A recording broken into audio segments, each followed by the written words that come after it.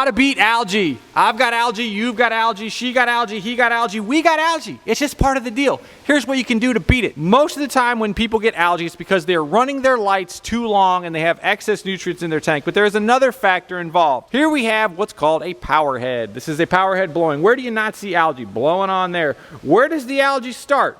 Way over here. Now, why is the algae over here?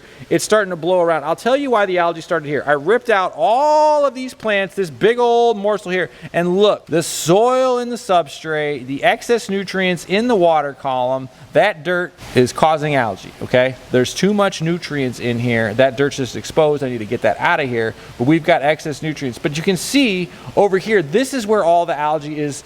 It's most prominent. This is where the algae is hanging out, over here in this back corner, as far away as possible from the water flow, okay? There's also a thing we can do to both reduce light and absorb the excess nutrients, because remember, too much light and excess nutrients is what causes algae as well as a lack of water flow. We add floating plants.